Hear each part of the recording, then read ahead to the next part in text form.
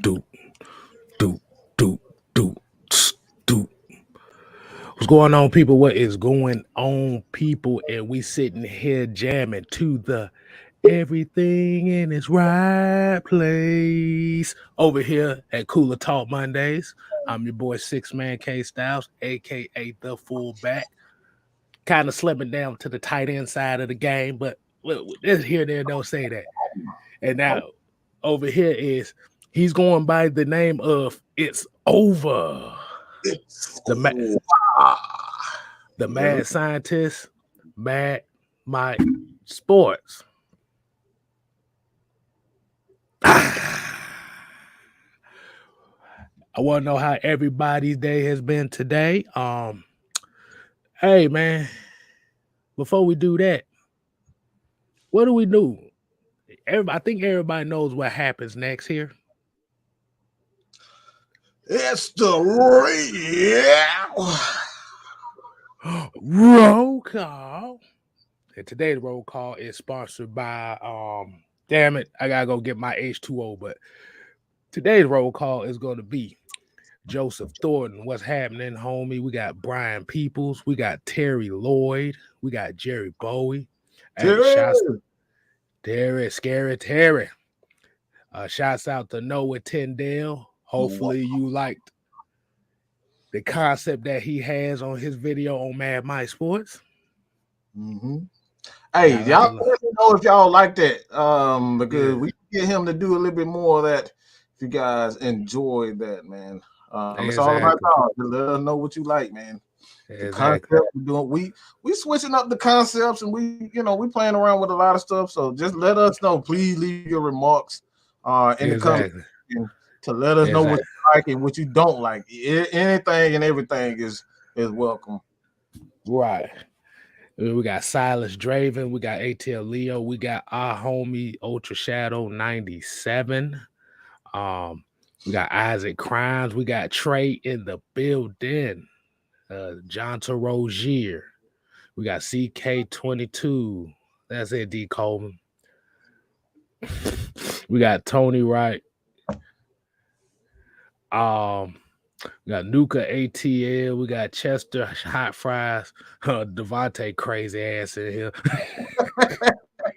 And Tony Wright, man. And we might have a little special guest tonight. We have a celebrity guest tonight. Yeah, we got a celebrity for you. I'm trying to see, is he ready to come on? I know I saw him in the screen in the back. Is he ready? I think he might be ready. I think he might be ready. Give it up for it's sexual, baby.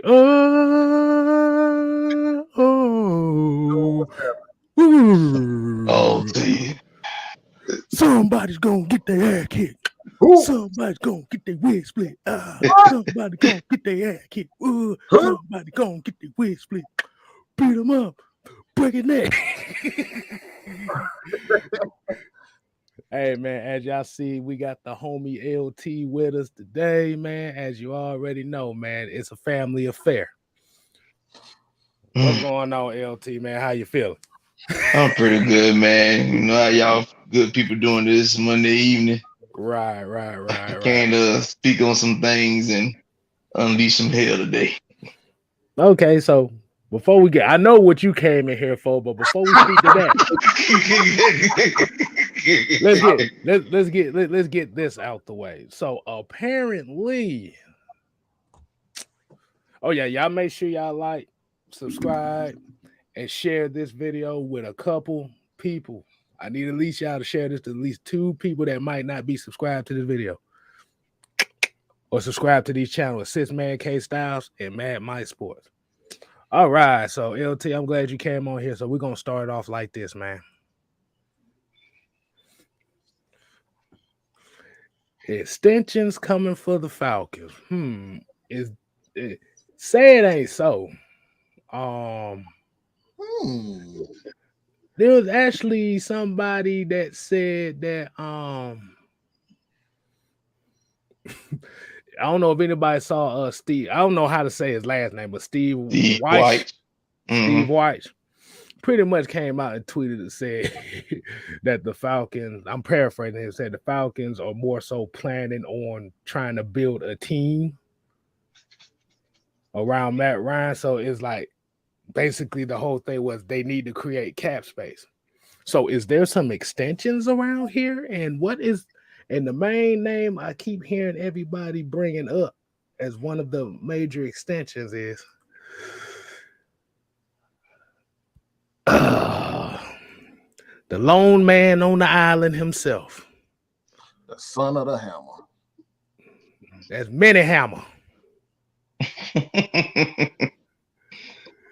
Oh boy. So, as we all know, this is kind of pissing off a lot of the fans here in Atlanta because it's a possibility that the guy that they don't want here is eventually going to be here. Are you really surprised? I mean, according to some people, that's not true. How's that not true? Elaborate on that. I mean, they saying maybe we should just let his contract just play out and just pay him $50 million and just tell him to go bye-bye. Oh, I know who you're talking about. I know, yeah. But the issue is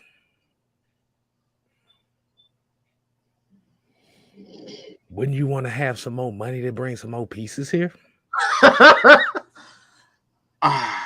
My thing is, let me speak on this real quick because I know LT he's chomping at the bit at this, so I'm gonna give him his special time. He deserves his own quote unquote Mad Mike segment. So I'm gonna give him his spotlight and I'm gonna start off. I'm gonna be the reasonable one for a chance. I'm gonna sit in that spot for a chance. All right, let's just say, all right, we do let his contract expire and just say, all right, thank you, Matt Ryan, for everything that you've done for us. How, and this is the question I want you guys in the chat also. How does that help us? Like, how does that help the Atlanta Falcons letting Matt Ryan contract run out and he just basically just run and free agency free? That's the question I have for everybody. How in the bloody hell does that help the Falcons? We don't have a quarterback with experience behind us, okay? Behind Matt Ryan. Like, we literally don't have no one. From what Devontae told me earlier today, Felipe Franks is he's restricted. He's a restricted free agent, so there's no guarantee that even he'll be back. Yeah, because somebody could sign him to an offer, and if we don't match it, he's gone. Mm-hmm. So we don't have any quarterback if we were to let Matt Ryan go. And like I said, the issue that I have with that, it's like, wouldn't that essentially be you'd be back at square one when we talk about developing not only the offense but a quarterback? Because you bring in a new quarterback, whether it's a free agent or a rookie, those guys don't know Arthur Smith's offense. So again, wouldn't that be setting the team behind rather than actually helping the team? I mean, I definitely feel like it'll be a setback because, you literally fit to let this man go and you have nothing to replace him with. Then you fit to be signing, no disrespect to those guys, but you fit to be signing BS to be your quarterback. Now, you can't go into the season thinking like you want to win and then you literally losing. And then the idea of drafting a QB thinking that they're going to be successful, that makes no sense. We've seen that more times than not, that just because you draft a guy, they don't always pan out at the next level. Like, in the last decade, you have had 111 QBs get drafted. Only 10 or 11 pan out. Mm-hmm. That makes no sense. That makes absolutely no sense at all. Right. Because if we look at it from this standpoint here, let's see. I'm trying to think. Like you look at 2010, like what major QB got drafted in that season and that panned out well. I think one of the main names was Bradford. He did nothing. Mm-hmm. If I'm not mistaken, you even had like, or maybe them like years later, but like you in the time frame of these guys getting drafted, Bradford really didn't pan out. Deshaun Watson is kind of in limbo due to the situation that he's in. He's been successful, but like I said, still limbo. And that was in 14. Mahomes came in 17. Lamar Jackson, quote unquote, came in 18. Derek Carr came in like 13 or 14. I mean, like, bro, you see how like I bounced all over them years that these guys got drafted. Like that's not good. These guys came in different years and whatnot. Like that. Justin Herbert, 2020? Who else like that's decent right now? That's out. If you say Dak was 2016. And Dak ended up being the best quarterback out of that draft. Right, and he was a fourth rounder. Right. You know what I'm saying? Like Russell Wilson came in 2012, but he was in the fourth round along with damn Kirk Cousins. He was in the fourth round, even though he's a starter, but I ain't gonna say is he that much of a guy that's gonna probably get you over the hump. No, I don't think so. Let the team just line up for him correctly like that. But he was a fourth rounder in 2012, and that was in a draft where that was headlined by RG3 and Andrew Luck, and both of them not playing no more. They got drafted this year. Literally makes 10 years ago they got drafted. Neither one of them guys play a down the football now. Right. RG3 got relegated to a backup after his injury. And you saw quarterbacks come in and play by the names of Jake Locker, Christian Ponder, EJ Manuel. I mean, what more do you want? Blake Bortles, Blaine Gabbert. Come on, man. Jared Goff, I thought he was gonna be better than what he was, and exactly. Man, Jared Goff was absolute garbage at Cal. I don't care what nobody say. even Carson Wentz. I wasn't high on neither one of them, to be honest with you. I was actually more higher on Dak Prescott. I just thought so how long are we supposed to keep Matt Ryan? I'm gonna be honest with you, dog. Like I'm gonna go ahead and tell y'all now, which I've been saying this. Don't be surprised y'all see Matt the Falcon into his 40s. Because what the Falcons gonna want to do, they want to be able to get the team together. So when they do finally move on from him, the team is in a position where they can actually make the team. Like the quarterback doesn't have to come in and try to be all he can be. That was the issue with Matt. Like when Matt came in, he didn't have to be all he could be. He did a little extra, which I give him credit for. But like he didn't have to be all he could be. They ain't start really relying on Matt until like 2011, 2012. And don't get me wrong, Matt has delivered for the most part, but in the midst of him delivering, it took away from the team. No defense, no O-line, no D-line, no, running backs fell apart. Running game fell apart. It's so much stuff that goes into that. It's hard to really, like just sit here and say, it's this man's fault that we not have the team that we had. Yes, people say he got a healthy contract, but you're not expecting to pay a guy that's been one of the better QBs in the league a little bit of money, especially behind guys that ain't did nothing more than has done more than him.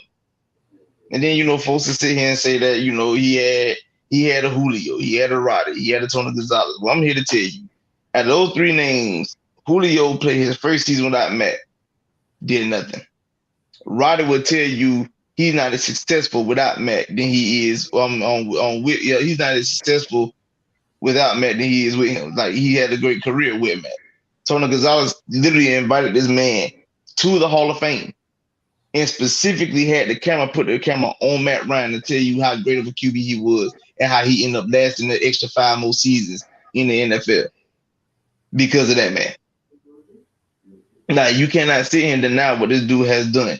The man has done so much for this franchise, despite, like, if we being honest, whether y'all want to believe it or not, he overachieved. Despite everything that went against him, bad coaching, not building the trenches, the lack of running games we had, y'all can't even fathom. Like, after the 2011 season, boy, our running game been finicky. Our rushing attack wasn't good in 12. It damn sure wasn't good in 13 and 14. Yeah, Freeman exploded on the scene in 15. 16 was a decent season. 17, it was mediocre. 18 pretty much dropped off. 19 non-existent. 20 non-existent. 21 non-existent. What more do you want do? to So you said something that was very particularly interesting that gave me a thought. You were saying something more so about him holding the team, with this perception of him holding the team back because of his money. I mean, that's the consensus. I'm about to say, a lot of people don't realize that he wasn't the first $100 million quarterback in Atlanta which they couldn't sign. Wow. So Matt wasn't the first. He wasn't the first. They got more. You tell me they got more quarterbacks that making $100 million? Because if we're looking at the way that the cap is structured from that time that it did to what is now, it doesn't. People will make the argument like, oh, it's not the same. But if you look at the cap that happened back in, there was $100 million quarterback here in Atlanta. He would, to be more specific, the first ever $100 million player in NFL history. And remember, the offense was. Remember, at that time, the offense was ranked at the bottom of the league during that tenure. Well, the passing offense, the running offense was number one.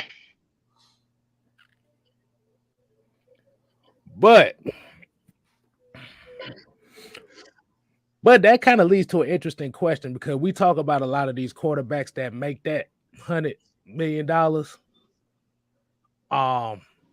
Have you noticed that like I said, this is why I say the energy is not spread across the board? I am going to say exactly what's on my mind. I just know it. I'm about to say, ain't really a lot of, and like I said, you may throw Patrick Mahomes in this, but he won a Super Bowl before he got his money.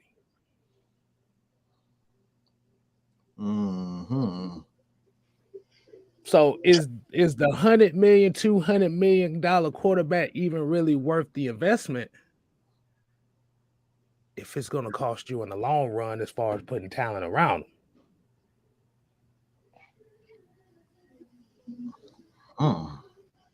But you know that you say that, I want to ask Falcon fans something. When y'all bring up Matt's money, why y'all don't have that energy for other guys? Because I see other teams that pay their quarterbacks half the contracts and they still was able to put talent around them, especially on the other side of the ball. We've been lacking that for years. I mean, you got to look at it. The Packers defense was a formula defense this year. Rodgers is getting paid $33 million a season. And this year he got paid more money than Matt Ryan did. Exactly. Yeah, because I think what it is and we got to kind of get back on the subject as far as the contract extensions and stuff. But this kind of ties into it. But, and I said this before, I think when people kind of look at it, they're looking at the cap number. They're looking at the 48.6 cap. And they're looking at it, well, this is why. And like I said, the cap number is large. This, like I said, you can't deny that. You can't make no excuses for that. But it originally wasn't like that. And I said this before. There's a domino effect when you have contracts that don't pan out.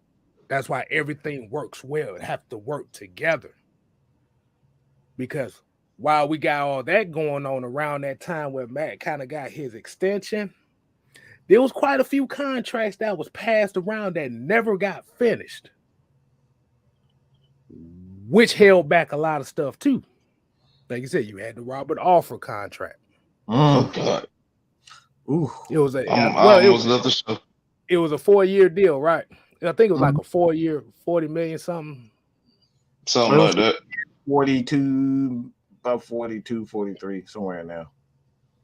He got cut 2 years into the deal.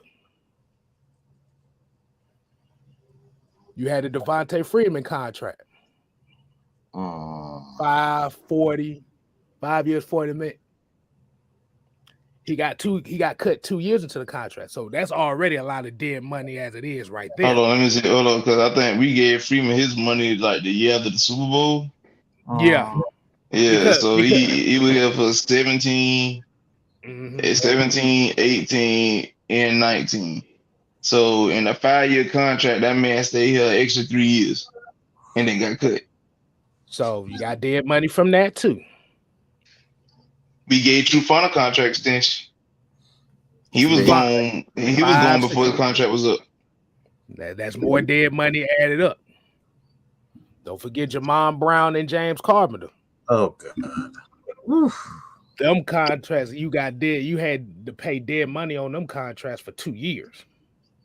So all that kind of add up. So what ended up happening was they had to take the biggest contract that was on the team at the time. And he literally sacrificed money to try to keep everybody in here. So I think what it is I think people are kind of like mad at him for being unselfish. Mm-hmm. Don't forget y'all, buddy. He ran off the plug. He ran off the plug twice.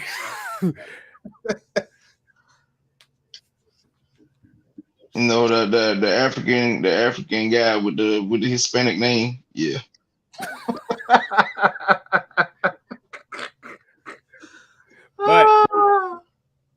But as we said it to it like this, even when you look at the money, though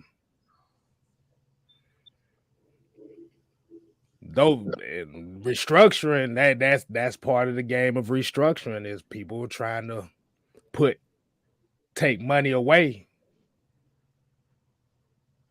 to make room for guys to stay. Seriously, like, how do you look like you from Swahili, but you got a name that like from Mexico City? That don't make sense. I don't even want to talk about that, bro. I don't even want to talk about that. Yeah, and like I said, and this was the problem. It wasn't just Matt Ryan. He paid everybody, and it didn't. Everybody, even the folks that he was bringing in for free agency, he was just giving them contracts. Mm-hmm. So the man was like Oprah Winfrey. You get a contract. You get a contract. You get a contract. Everybody get a contract. I just realized that too. I just realized that every time we needed money, Matt Ryan had to restructure. Right. They never went to no one else but Matt Ryan. Mm-hmm. When did from the best of my knowledge, they never went to no one else. It's like just this past year, they went to Debo and Jake to restructure their deals. Right. It was always when I need money, I can count on Matt Ryan. Right. So people can say the 20 and 12 is mediocre as far as touchdowns to interception ratio. You can say that. Like I said, you can say that if you're saying that from an average standpoint. You said 20 and 12? 20 touchdowns, 12 interceptions, because we got a couple. Let's be honest here, bro. Like, this man Matt was throwing to to us out there. I mean, I'm just gonna be honest with you. I mean, no disrespect to those guys, but come on, bro. That man ain't really had nothing. And he still was able to get 20 touchdowns, despite everything that was going on. Right. Your quote unquote brother left you before the season. Your other guy left you in the middle of the season. So you relegated to relying on Russell Gage, Olamide Zaccheaus, Tajay Sharp, and Kyle Pitts, a rookie, as your guys. I mean, you even were throwing the ball to freaking Parker Hezzy.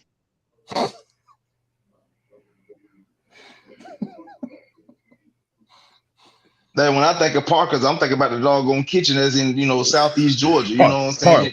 Parker Brothers. Every time I hear it, I just think of South Park. I don't know why. Every time I hear Parker Hissy, I want to say South Park. Right. Hey, do what I mean. Hey, look what Tony Rice said. He said Matt had 2012 in the 2017 season. We made it to the NFC divisional round. Yes, because you had a complete team around him. And like I said, there's nothing wrong with having a team for every quarterback needs a team around him. And what I mean by team is all three aspects of the game. You talking about an offensive line to protect him. You talking about a running game to protect him. You talking about a defense that stops that can prevent the other team from scoring points. I'm gonna tell you, I'm gonna make a comment on. I mean, people might say they might disagree, but the man is definitely a Hall of Famer in Richard Sherman. But then man made a comment. Sorry about that. The man made a comment basically saying he, it was on the NFL top 100, and in the midst of him saying it, he was talking about Matt. He was like, he's one of the most underappreciated guys on the list, and he was like, I understand people say he got all his weapons, but what great quarterback doesn't have a great team? And I was like, And this is why we always say, this is why we always have a gripe about Tom Brady, because it always seems like no matter what the team is, they give Tom Brady all the credit and say, fuck everybody else. And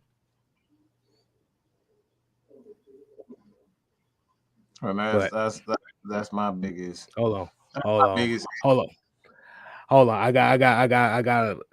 Okay, Brandon, we appreciate you. He said by comparison, Winston went 14-3 with undrafted free agents, received the hold. Were those undrafted free agents on the defensive side of the ball that prevented the other team from scoring too?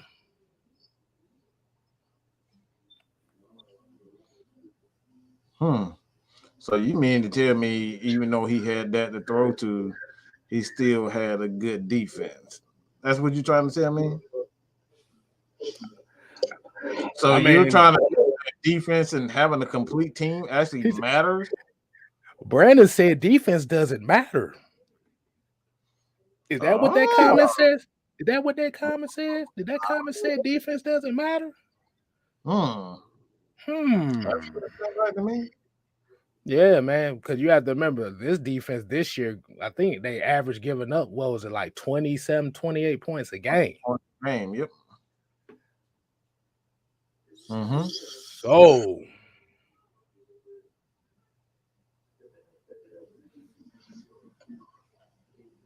here you go. He said his defense had no bearing for it. But how many of those games were close though? Defense has no bearing. So so he's basically saying defense doesn't matter.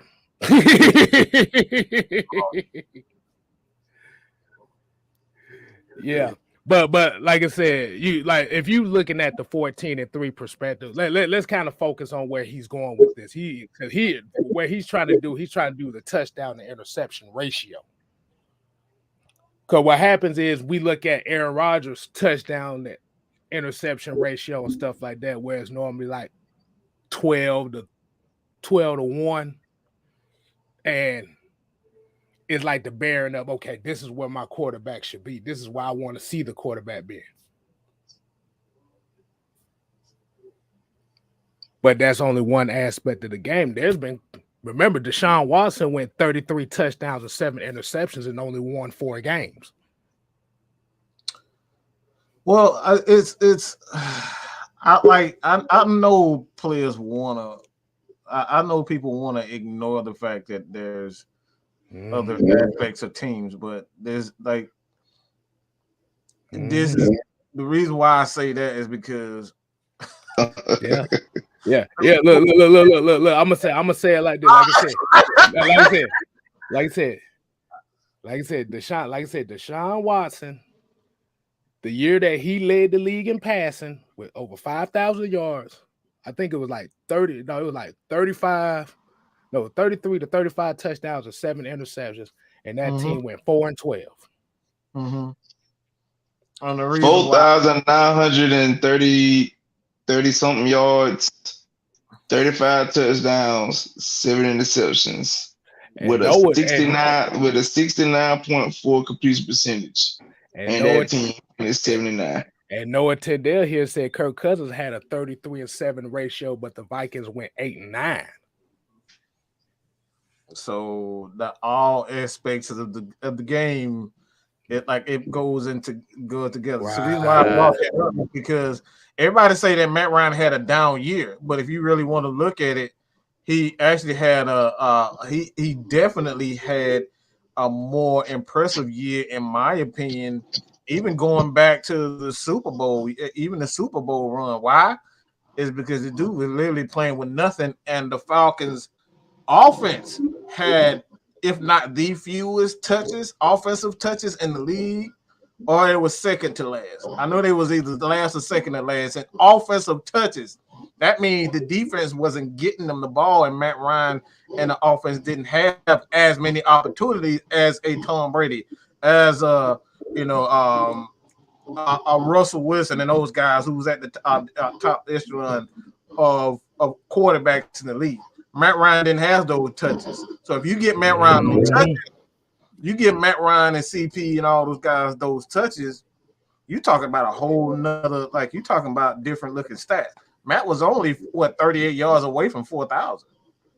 That's literally it. And that's what that's the absolute bare minimum of offensive touches in the league.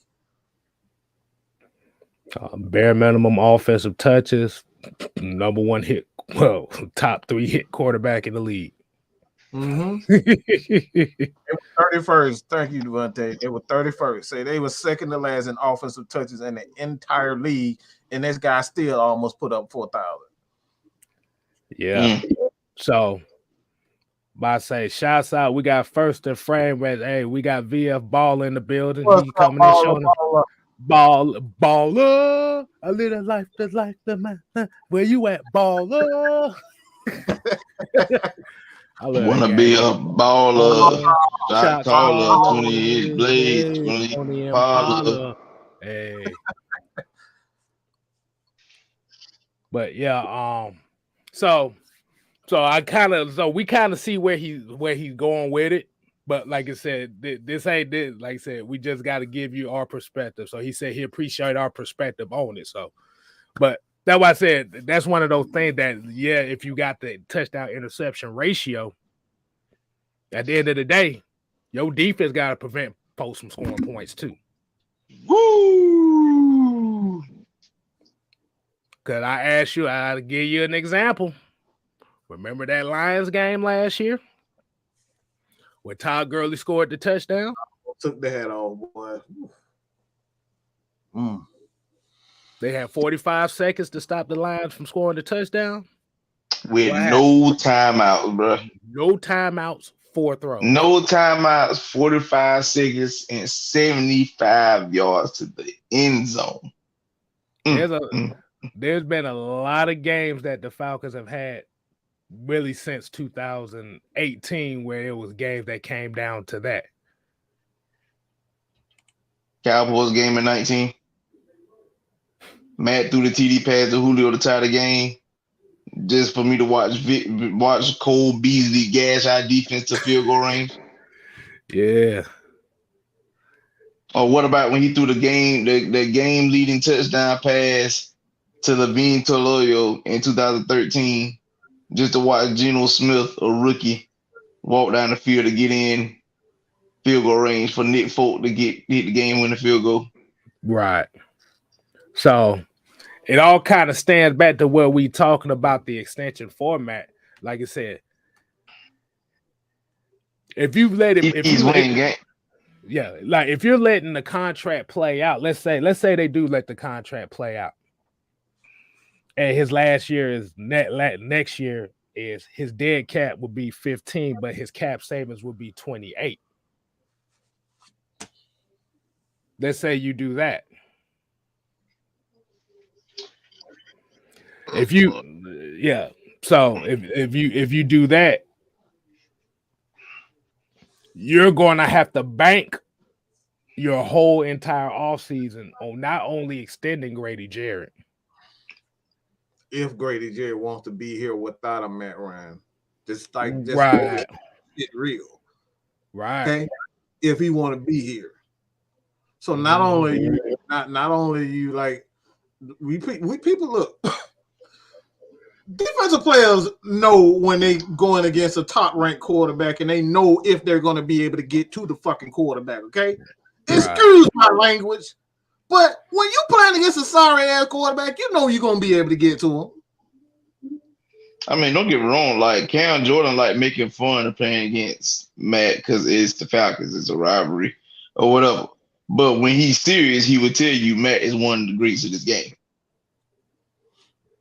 Mm-hmm. He said it several times on the top 100. He would make fun of Matt at first, and then he'll get serious and let y'all know how great he is. Mm-hmm.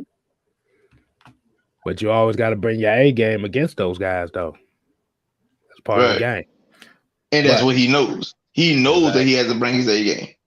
Right. But like as we were saying, the extension for Matt Ryan, the extension for Grady,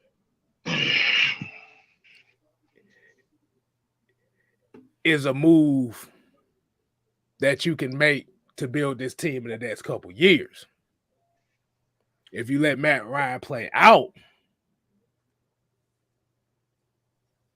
and we talking about 3 years down the line because you got to make that room to start building pieces for that next quarterback. Like I said, it's not a guarantee that they might not. It might be a possibility they might draft a quarterback out this draft class this year. It's a possibility. Mm-hmm.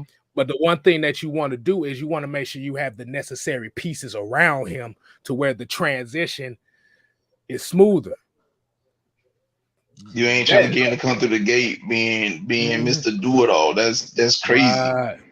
Right. Also, you got to make sure you got let's just keep. Excuse me, fellas, but go ahead, man. Before we even get to that point, all right. Before we even get to that, we got to make sure that we actually got some shit that's actually worth rebuilding. Right. Because essentially, if you're what I mean by that, it's you got to make sure you're not rebuilding on some bullshit, okay? A la Cleveland. Cleveland's a complete failure right now because of one move. They decided that this guy was that guy. Oh, I wish I had that. Damn, I wish I had that clip on here, man. That motherfucker just. I don't know what the hell. I don't know what the hell he was doing. Boy, that was the bucket. He was trying to walk it like he's talking. Boy, that motherfucker looked like he was dancing like privileged and drafted. Privileged and drafted. We gotta make sure this guy is the real deal. Oh, we gotta make sure that defensive guy is the real deal before we build. All right. I know this guy's a star. We don't even know that for sure with Kyle Pitts. And we bringing in a quarterback to be the guy Kyle Pitts. So, this is the thing we talking about you got to make sure we get it. Hey, I had to shout him out again for that. He talking about Baker with the sugarless Kool-Aid moves. Boy, them shits had no sugar in it whatsoever, boy. At all. He really thought he was doing something with that. I'm talking about that had unsweet tea written all over it. That boy would drink. I'm gonna leave that alone.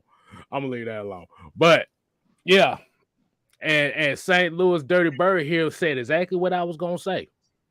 People look at Patrick Mahomes, but forgot that team was a 12-4 team before Patrick Mahomes got there. I've literally been telling folks that people got to understand that Kansas City was making the postseason for several years before Mahomes got there.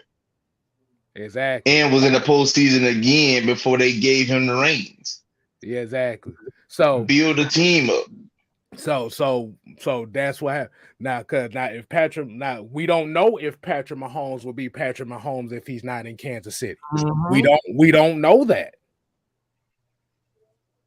He could be in Chicago and be absolute mediocre. Mm-hmm. We don't know. That's why I said the situation has to be right for these quarterbacks to succeed. So you would rather bring a quarterback in a situation to where you possibly might not have no receivers. You possibly might not have a running game. Your defense is damn near dead in the league and giving up points. Mm-hmm. See, now, and to Chris Breezy, before I let that slide, I want you and the rest of Falcon fans to understand something, because you mentioned about, TDs help you win games. Let me explain something to you. I want y'all to close your eyes or use your imagination and visualize that gift of the dude that does this. And I want you, while you seeing that in your mind, I want you to hear these words I'm going to say. You can't lose football games when your opponent is not scoring. You made TDs help you win games, giving up TDs help you lose games. Exactly. So TDs are like how the hell do you even score TDs if you're not getting yards? That's just. Oh no, there's a way you can score touchdowns without getting yards. Ask the 2000 Baltimore Ravens. Ask them. That's the perfect example. Yeah, their defense was getting damn TDs. Defense was getting TDs. Exactly. But that's what we're saying, man. You got, like I said, you got to have you have to be good at all three phases of the game, man. And I think what it is, like I said, people are so wanting of the new guy, the new face of the franchise, is that they would rather neglect all the other needs of the team just to see the fresh face. It's like you getting divorced from your wife and you see that Instagram model, you want that, but you don't know, but that bitch can't cook, she can't drive, she can't fuck, she can't do none of that stuff. You don't know it. But she just look good. She look good, boy. She look good being hard candy. Good, boy. Yeah. That ass is fat, boy. Nothing wrong to y'all women, because a lot of y'all women that probably watch the show, y'all some lovely looking women. Let me tell you something. Hey, I love little booty. You got to do some cooking around here. My fat ass like to eat. Okay. Exactly. Like I come from an era where you eating yard chicken, some coon, some quail, see, some deer meat. Exactly. I came for that type of eating. I got to eat. You ain't cooking, baby. What you here for? See, look. You know what I'm saying? I look like Santa Claus sitting in this chair right now. Hey, look. Rashad came with two comments. He was like, the problem was the Falcons was just built wrong, especially on defense. And he said it was built back to front instead of front. See, a lot of people down here love T.I. Remember the song? Front, back, side to side. Originally UJK, but since we sampling, we got we got to let y'all know, because that was wrong with a lot of y'all Falcon fans. Let them live if in world ride. The only reason I know use T.I. because T.I. is an Atlanta reference, so we already true. That's true. Shout out to UGK though. Yeah, UGK. Greatest duo, one of the greatest duos of all time. Facts. But we like T.I., we like that song front back. Thomas Dimitrov did the complete opposite. You got skill players, but you had no line. Because even in that MVP season for Matt Ryan, he got hit almost 200 times that year. So, because since we talking about music references, that's what he did. He put Aaliyah back, forth. So a lot of people don't realize that MVP season he had that offensive line. They was good in the running game, but as far as protecting him, they wasn't all that good. That's why you saw a lot of the rollouts. But roll out. Roll out. Yeah, my homie, with the front back, so much money. We can have that. Watching my QB getting fucking sacked. But yeah, like that contract extension is going to have to be important, and especially the Calvin. Calvin really is the catalyst on how this offseason is going to be, because you need to know that $11 million right there alone can sign your draft class, and we got to put this exclamation point on it.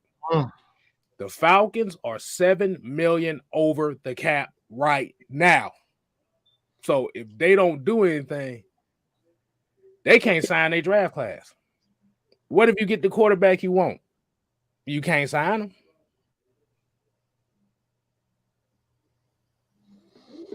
them. So that ain't really. I got a song for you too.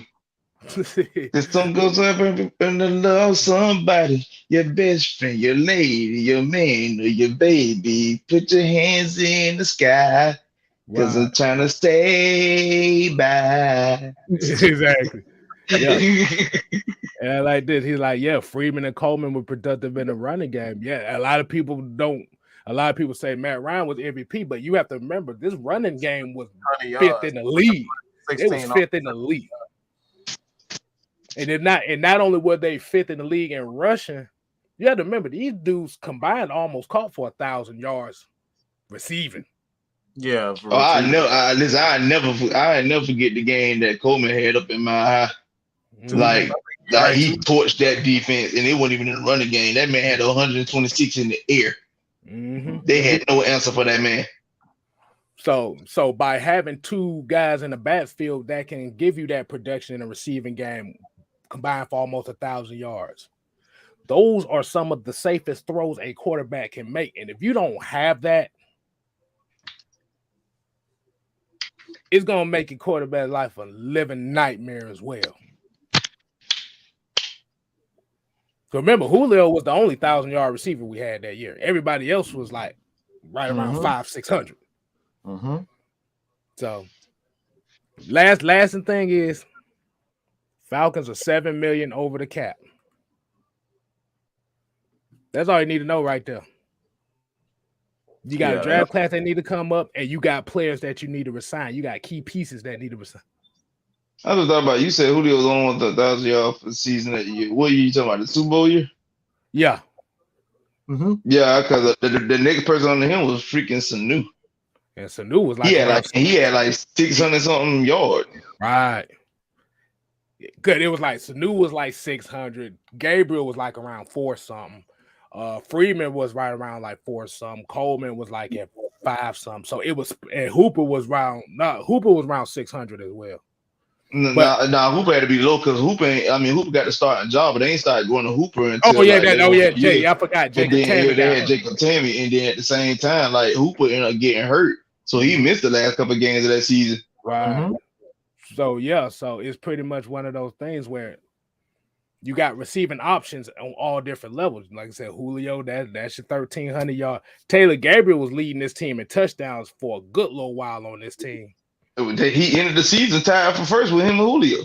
And Gabriel was our third option. Yeah. But the one reason why they had to open that up, because you had the receiving, you had the guys in the backfield that can catch the ball. Hell, Patrick DeMarco was catching passes. I miss that, man. It almost seemed like since Patrick DeMarco left, it seemed like this team done went down. The running game went completely down here. And there's no shade to Keith Smith, because Truth be told, Keith Smith has been doing a wonderful job for us. But what DeMarco really was an all-pro fullback.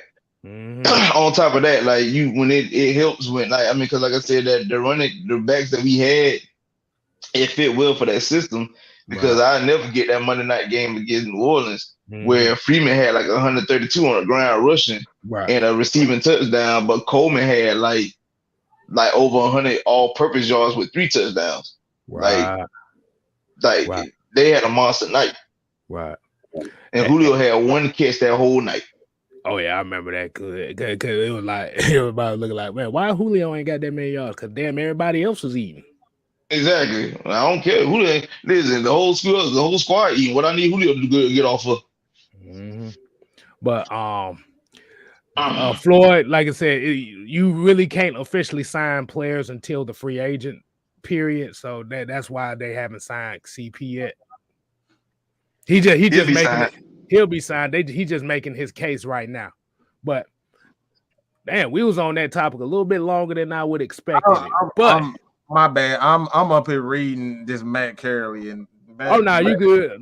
But it led to good conversation about the situation and stuff like that. I want to get to this part. We're gonna get a few minutes. LT. What's wrong? Wow, not so early. Damn you. Oh my God. What's wrong, man? What's wrong, man? Go ahead.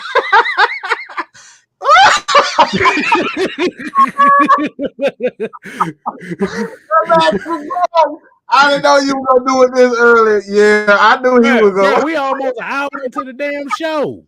Wow. No, oh man. God. Because I'm going to save the Atlanta United talk for the end of the show.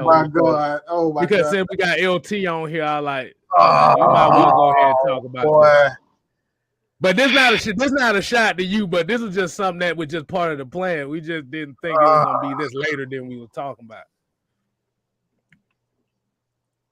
Uh-oh. Let me tell you. Uh-oh, the Hall of Pain is about to come out. All you see is teeth.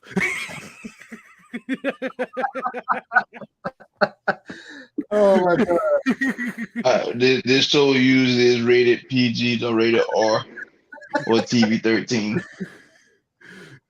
We don't have we ain't gonna have a letter for this segment. I hate my fucking Lakers. I hate it with a passion. I've never seen my team look absolutely abysmal the way they fucking look right now. They are pathetic. They are atrocious. I can't better stand and watch their ass on my fucking TV.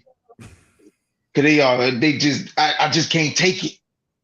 How in the hell you getting blown out by the damn Pelicans? They missing key pieces. You got your damn roster. Y'all throwing balls out of bounds. Westbrook being asked. I've been telling y'all that man been asked for years, and y'all act like I was a damn lie. He suck. That's why KD ass left. Now all of a sudden, everybody thought he was gonna come here and make good. You can't make good when everybody on the team are a bunch of damn ball dominant players. Melo can't do shit without the ball. Braun can't do shit without the ball. Westbrook can't do shit without the ball. He around here tweeting about some keep that same energy. I'm always keep that same energy. I don't celebrate that Mickey Mouse bullshit that you won at the damn the church league on flat shows. That boy, that championship came with a Bible and a fan. Exactly. They fucking suck. I ain't never seen my franchise hold their way to a championship. Bible and want to celebrate it. They freaking suck. I hope like hell y'all don't even make the bubble. Kind of shit I'm looking at on my damn screen. You got blew out by 30.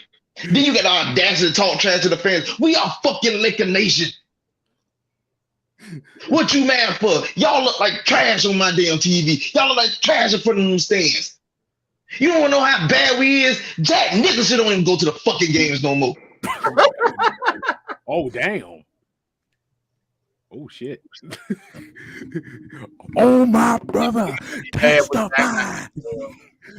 That don't make no damn sense watching that shit on my damn TV. Hey look. Who the hell throws a ball from the corner side of the court out of bounds in the fucking stands?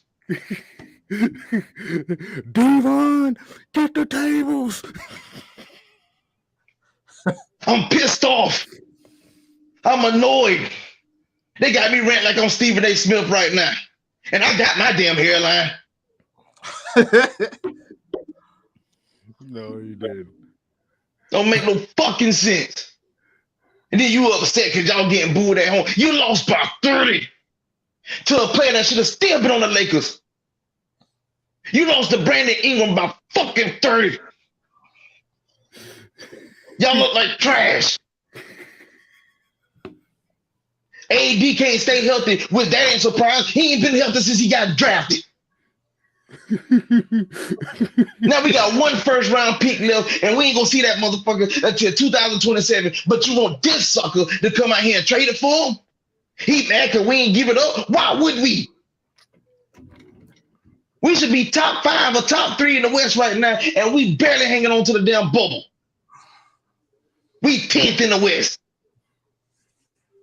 You right. I wish he never came here. Dump that bitch. I can't stand Braun.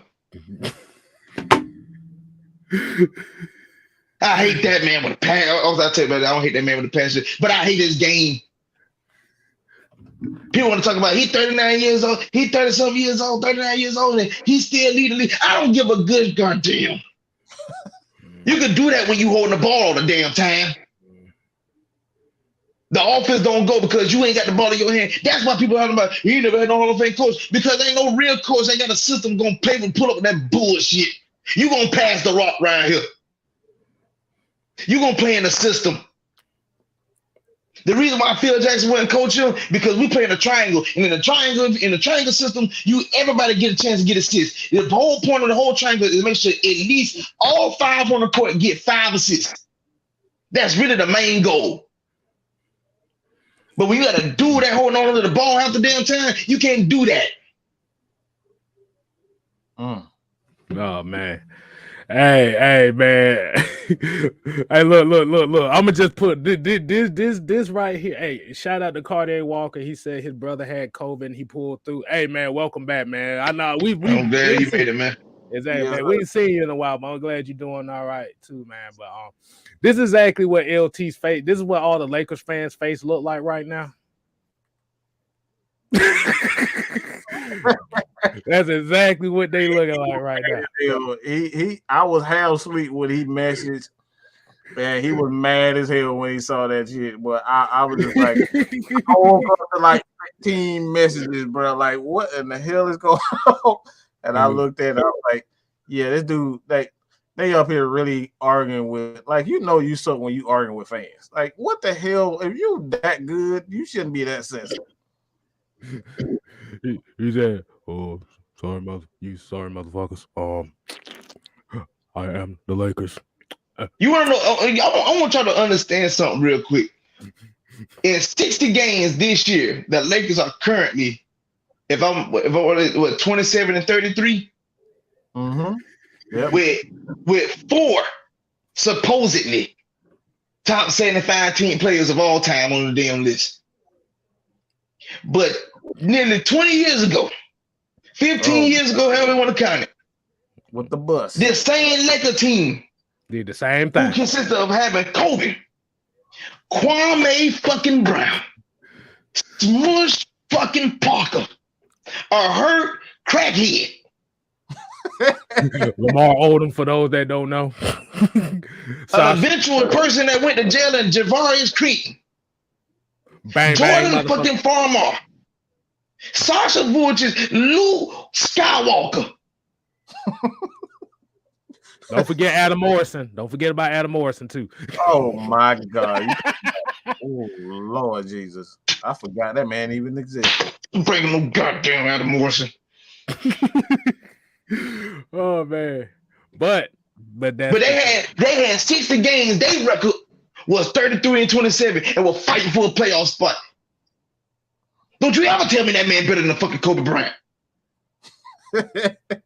Ever. Hell no. You don't know how to lead that team to the promised land. You supposed to be the leader. You on Twitter talking about something. You know what? We got the Rams running the championship. We should celebrate. We all have a three team parade. No, bitch, you ain't doing shit. Your team fighting and being a damn bubble, but you want to own part. You want to act like you big and small.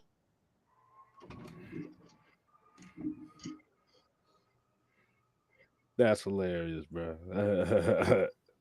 I ain't even gonna lie, that's hilarious. Hey man, we're gonna get off of that. We're gonna get off of that right quick because I'm about to say we can do this rant thing all night. But somebody said it who was a real Laker fan. That's all I got to say. Somebody who said it wasn't a real who is a real Laker fan, because they gonna say, man, Mike just hating. I mean, I don't like LeBron. And this is the reason why he's showing me yet again. How many times? It's been like 3-4 times. He's done every time he don't get his way. He start pulling. Oh, I didn't put this team together. Does anybody really believe that LeBron didn't put this team together? Let's just keep it 100. How many times? Every time he don't start getting his way, or the front office don't do what he expects. exactly. LT, my bad. Well, let's get off with it, man. Exactly. But this is why we always say, I'm gonna put this like this. I'm gonna end it like this. I want you to always think about why when LeBron leaves a team, the team has always ended up in a worse situation. I want you to think about that, for example. It's not There's just one team that he couldn't do that shit to, and that was Miami. And you know why. Pat Riley don't play that shit. Pat Riley was not playing that shit. He was not playing. This is my team. Pat Riley said, bitch, this is my team. Bye. Let him walk. Yeah. Let LeBron walk. Because it's like, because that's one of those cases where you're bringing all this talent, you're trading all these picks to get these guys in here that exclusively fit LeBron's skill set, which is he has to have the ball all the time. And when he's gone, you notice the trend that they always deficient at point guard. Hold on, let me meditate real quick. Hold on, let's do. Mike, let's talk. No, Mike, let's help meditate with him. Like, Hunger Renge Kyo, Hunger Renge Kyo, Hunger Renge Kyo. Hunger. Sorry. I'm trying to get my tea to turn on right now. Okay. Yeah. but yeah. Oh yeah, and I'm glad Eric. I'm glad Eric McDowell said this too. I want before we get to the next topic. Where's the Zion Williamson for Trae Young trades going at right now? Y'all really want Jabba the Hutt in Atlanta? Oh wow, that man said Jabba the Hutt. Y'all want Jamarcus Russell back? Yeah, the hell with that? Man's out here look like the Hamburglar. That boy out here looking like Kamala the Ugandan giant in his bitch. That's what he looking like. I'm like, yeah, exactly. All right, so I got one more topic, and I know this like we let LT get his rant off. His Lakers rant off right there. Pretty much to explain to you that LeBron, me personally, Skip called Terrell Owens team obliterator. Ooh. Every team he leaves gets obliterated. I'm just saying. But this is gonna be kind of off kilter here because we've never really talked about this before, but I want to go ahead and start doing it whenever I can. Now, a lot of people here might not be Atlanta United fans, but this is something that's kind of close and dear to me. As we know, Atlanta United had a game. They won 3-1. And as I say, LT, I know you might not be familiar with Atlanta United, but yeah, I know about the team. No, I'm talking about. Do you know about the atmosphere at Mercedes-Benz? What? Yeah. I mean, but let me say this. First of all, what people don't understand is, I mean, I've seen soccer. I played it like in PE and stuff. I'm gonna tell you what really made me really just kind of really dive in. Watching that, and like I said, that World Cup really still holds a special place in my heart. That World Cup in South Africa in 2010, my God, I've never seen nothing like it. Oh, you thought that was amazing? The 1998 World Cup is where it really was at, because that's where all the teams was at their prime. But I mean, I'm saying that, but I'm saying that because I realized, like you. I mean, don't get me wrong. Like in America, we take football serious. People love their team, especially college football. But when it comes to football across the world, let me tell you something. It ain't. The atmosphere is undeniable. Y'all it is undeniable. I've never seen a country full of folks come together for the sake of being like the FIFA World Champs or the World Cup champs. Like like I said, the CD fans from across the globe, from different countries, these folks are literally is lights out. Nobody sitting down, everybody on their feet, they cheering loud. Like I got to give it to soccer fans. Man, I love y'all atmosphere. I want to experience a game one day, probably this year sometime. I want to go. I want that experience. Hey, guess how many people was at this game? About 67,000 people was at this game. The Falcons can't even get that in a winning season. Think about that. The Falcons can't even get that in a winning season. I'm playing Mortal Kombat. I ain't got time for this shit. but I want to talk about this because like I just want to bring something a little different here. For especially for like my channel and stuff. Who's this 17-year-old kid? I didn't even know. Caleb Wiley. Oh yeah, man. He came in right off the bat. Yo, this dude is amazing. Boy, I was like, wow.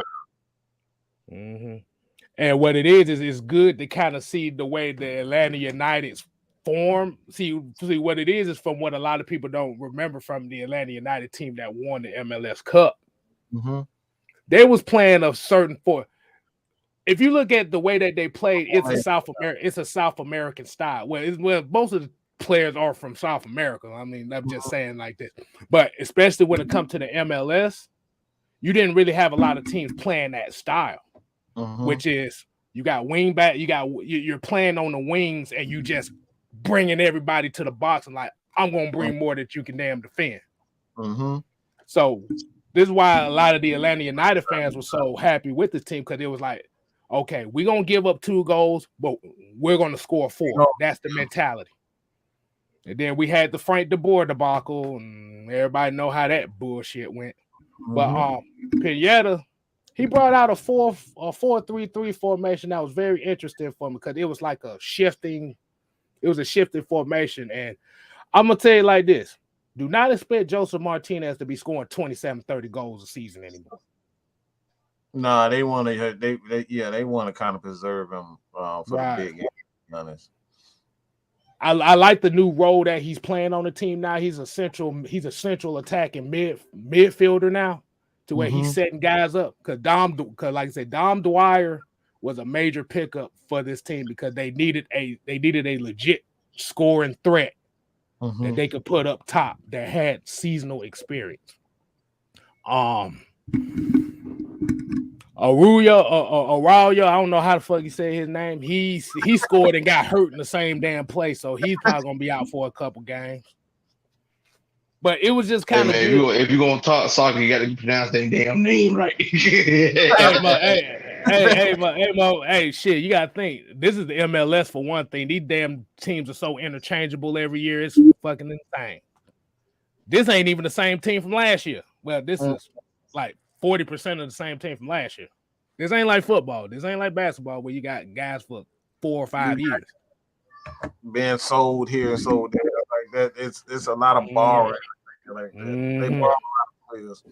Yeah. I will say this though to all the fans that's watching, like,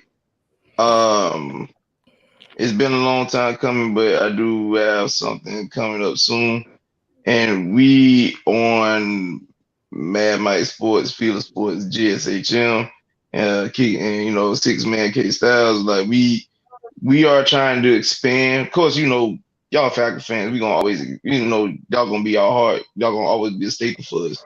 But we are trying to, venture out. And like I said, we're gonna give you good content, but hopefully if y'all are not only fans of Falcons, but fans of the game and whatnot, we want to give y'all more content on other teams to give you insights on other teams and whatnot as well. So like that, I mean, like I said, seeing what K-Style is doing right now is a plus because we want to be able to start talking more than besides football. Because because to be honest, y'all see our football knowledge all the time, but y'all don't even realize the other conversations that we have amongst each other and like what we know in between football, basketball, baseball, even in soccer, seeing like K-Style. I didn't even know K-Style was a soccer fan like that, but he actually has a brain behind it. Even speaking on wrestling. A lot of us, we might even do shows where sometimes we might just bring up, the old days of wrestling. We, like I said, we really want to talk more than besides just Falcon fans all the time. Don't get me wrong, we gonna always make time for our guys because they're my guys, but we want to venture out and be able to expand ourselves too. We're not trying to limit ourselves. Right. And like you said, Mike, your boy Caleb Wiley, man. Like you said, if he sticks around long enough, like I said, he can definitely be a impact player for this team for the next couple of years. Like you said, he's 17. He came up from the homegrown program. And I think, and I'm gonna just say, 17. Yeah, he's 17. 17. Yeah, we playing the wrong sports out here. Bro, playing the wrong sports out here. Bro, soccer, you can turn pro at 14, bro. And again, I say we playing the wrong sports out here. This is what I have. If I have a kid, bro, they'll put you on. We damn the grid out, but you still know how to kick a ball. See, but the thing is, a lot of people don't know that soccer is like one of the most profitable sports as far as the players are concerned in the world. Because you have to think about it. You got like almost 60, 70 different leagues around the world. And they all are profitable and sponsored by Nike, Adidas, and Puma. Nearly every country loves soccer. So, like, dude, it's one of the oldest sports in the world. Like I said, Atlanta has a rich soccer background, but the thing is, a lot of people didn't know that because you didn't really have a representation of it. I've seen it. Right. I've seen it long. I've seen it long before Atlanta United got here. There was a certain team that used to be the Atlanta Silverbacks that played here in Atlanta. The only reason I knew about this because I had a high school classmate that was actually on that team. But it was just a good sight to see that stadium, see the fans, and see everybody getting into it. Like I said, this is why we're telling like people that are NFL or Falcon fans, like I said, y'all can call yourself the number one sports fan in the world. Boy, hell nah. You go to one soccer match. I've been to a few Atlanta United games. I've seen a World Cup qualifying game. U.S. against Mexico. Oh my God, boy! These motherfuckers will literally kill you these dudes will literally fight you at these games. Hey, bro, I ain't gonna lie, bro. You can't tell me when it comes to World Cup games, bro. Like, but it's beef all It's day. beef. Like, it's beef. Bruh, I think it was I read about this. I think it was I'm trying to remember, was it Peru and Ecuador? They literally had a world war. They literally had a war because of a soccer game. A war. It's serious. Off with your head. It's not. A That's war. not. Like, bro, like y'all, like, but like they not. But like I tell you all the time, like how you see folks like fighting about football in America. Like you said, bro. When I say that it's beef, like gang signs everywhere worldwide when it comes to soccer. Oh yeah, it's gang signs everywhere. I'm about to say, let your ass be a Manchester United fan and go into the city where Manchester City at. Ooh. They will beat your ass right on What? sight. On sight. Y'all saw what the baby did to Danny Lay's brother. It's gonna be like that on sight. But yeah, like I said, Atlanta United, they kind of on they're trying to find that magic again. Their issue was they was kind of missing midfielders. They needed midfielders that could push it from the defense to the offense right there. Because really, ever since Miguel Almiron moved on to Newcastle, Yeah. the team hasn't really been the same because you don't have that guy that can push it from defense to offense like that. And I would say one more thing too. Joseph Martinez is a motherfucking bulldog, boy. I don't give a fuck what nobody say. This dude is 5'6". Look, man, that's why this dude is 5. Bro, I'm gonna tell you something. This dude is no. Look, dude. He plays like he's 6'5", bro. They talk shit to him. He liable to bust him in the mouth on the field. He's pretty much the heart and soul of this team. That's why they pay him. You gotta. Well, people gotta understand one thing about a sport, especially a team sport. Like, as much as you want to win, you ain't gonna win if you ain't got the Rough Riders. You gotta have them Rough Riders. You gotta have them Rough Riders, boy. And he's about as rough as they come, boy. He'll get in your face. He'll talk shit. He'll taunt on your ass. Mm-hmm. And he'll have multicolored hair. In one hair, his hair be pink, the next game will be green. and dare you to say something to him. But man said one moment he looked like a pop singer, the next morning he an X-Men.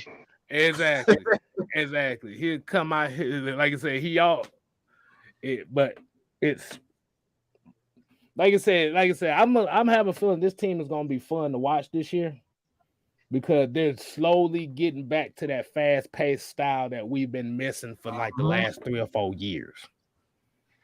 They just needed to get the guys to come in and do it, and I'm just excited for it, man.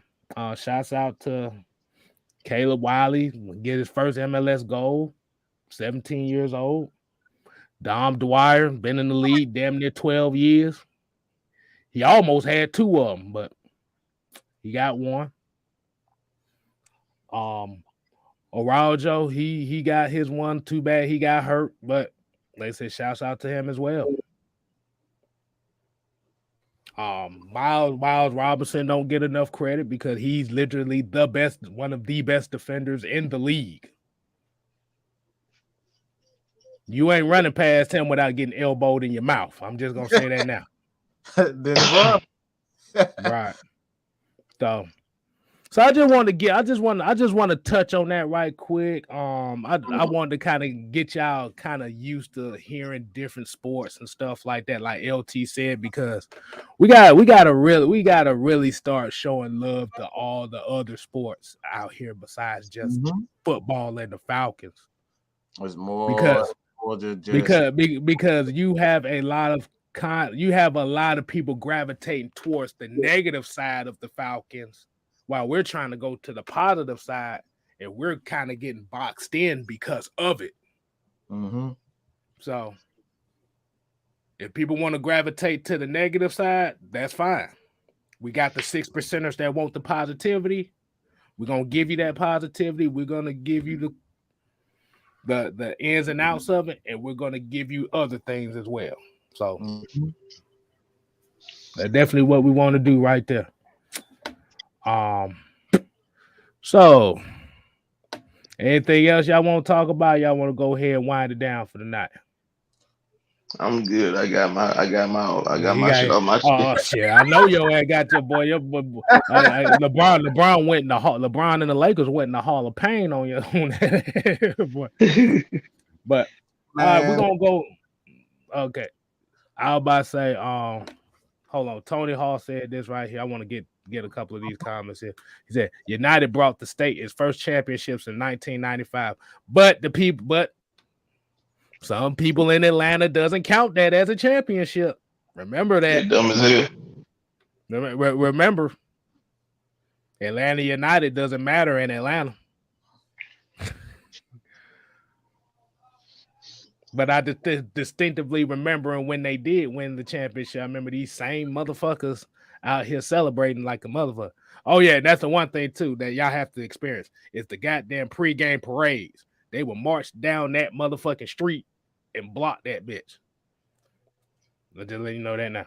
And they do all that shit. Oh boy, they pregame parades start. I think because if the game starts at like 3, they parades start around 12. They will march down the street and do all that shit, drunk as hell. Make sure they're gonna take over the city. Mm-hmm. That's why a lot of people are saying that Mercedes-Benz Stadium is really Atlanta United Stadium that the Falcons play in. Yeah, because the Falcon fans don't support the damn team like they should. Right, so they just gonna have the soccer team, and the soccer team is bringing the money. Shit, they bringing the fans. Why not? But we're gonna go ahead and wind it down tonight. Definitely appreciate everybody tuning in. Appreciate LT coming on here as well. Definitely y'all continue to support 6-man K Styles, and like I said, I am finally the 6 man is over 600, so we definitely appreciate that. That's everybody. Congratulations. Appreciate it. I still got a long way to go, man. Ain't happy about it yet, but hey, we're gonna keep pumping this out as much as we can. Like I said, y'all subscribe to Mad Mike Sports. I know most of y'all are, but we gonna still put that out there anyway. Like you said, Feli Sports, GSHM. Hey, you definitely show them some love over there as well. Like I said, we all in it together. We are the 6%ers of Falcon fans that are left. Mm-hmm. Remember that. There's only 6% of Falcon fans left here in the state of Georgia. And we are them. Everybody that watches us here, everybody that watches, that supports, we are that. But I want to get my final thought on this one. This was kind of hard right here because I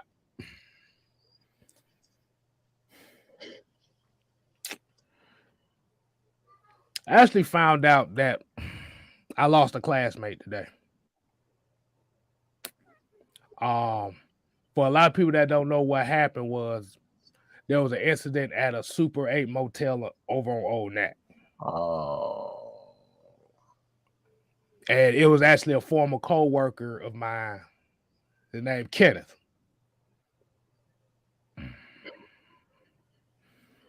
I didn't find out that I went to school with this dude until later on. And it sucks too because he went through a whole lot of drama, a whole lot of situations. But he turned his life around, man, and I guess he was just at the wrong place in the wrong time. They found out that he got into an altercation with a man and a woman. They shot his ass. I think they said they shot him twice.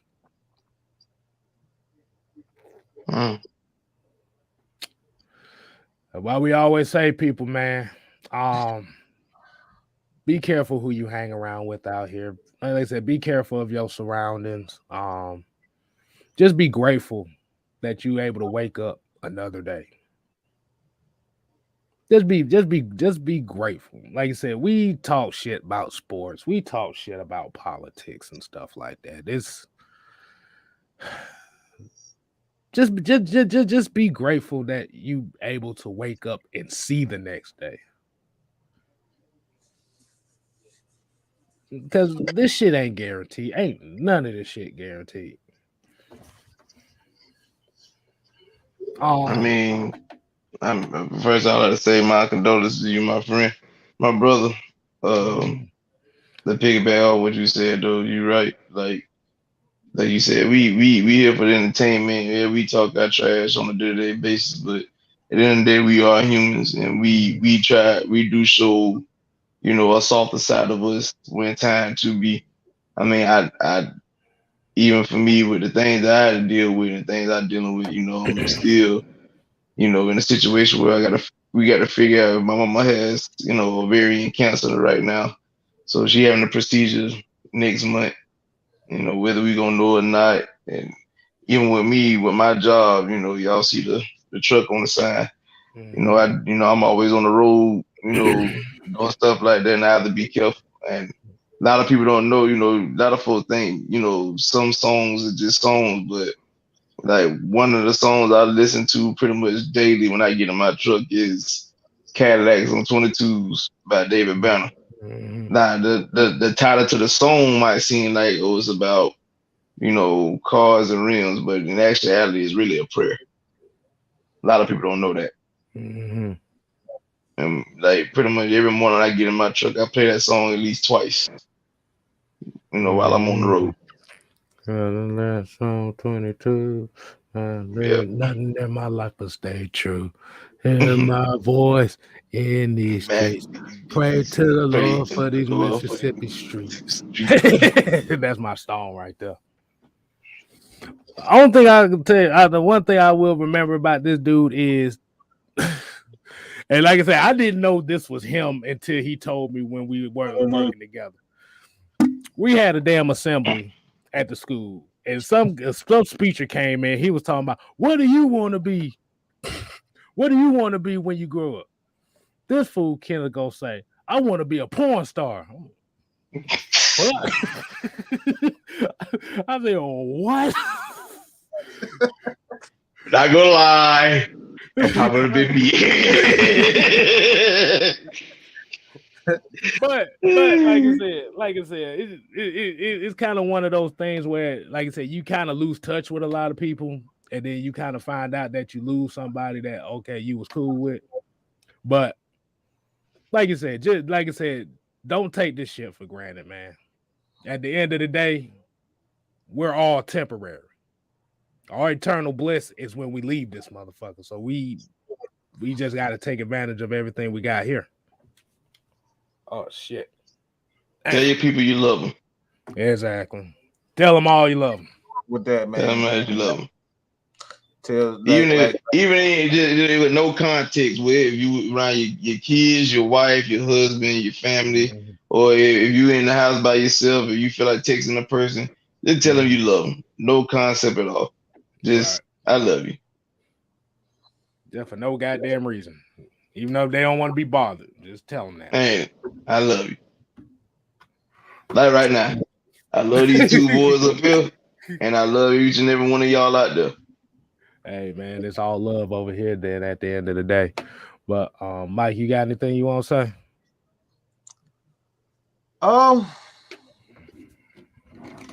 Yeah, I just to kind of add to what you guys said, like it's been well over a year since I lost my mom, and one of the things that I had the opportunity to even say or get to